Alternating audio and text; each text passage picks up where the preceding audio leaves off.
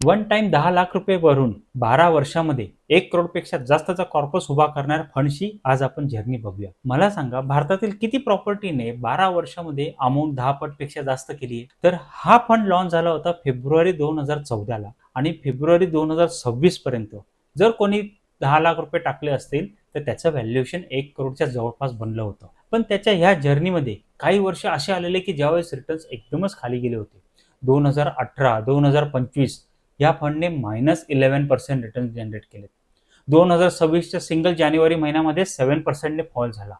मार्च 2020चा तर काळ असा होता की सिंगल मंथमध्ये 30% पेक्षा जास्तचा फॉल या फंडने बघितलेला आहे. पण त्याच वेळेला 2021, 2023 असे वर्ष आले की सिंगल वर्षामध्ये 50% पेक्षा जास्तचा अपसाईड दिली. 2021, 2024 या वर्षामध्ये 50% पेक्षा जास्तची अपसाईड दिली.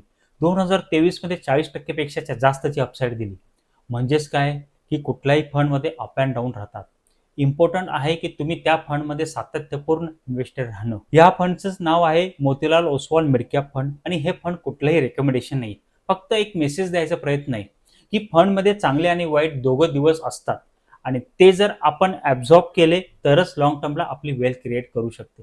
सो तुम्हाला देखील लॉंग टर्मला अशी योग्य वेल्थ क्रिएट करायची असेल, योग्य सल्ला हवा असेल तर स्क्रीनवरती दिलेल्या नंबरवरती मला संपर्क करू शकता. थँक्यू.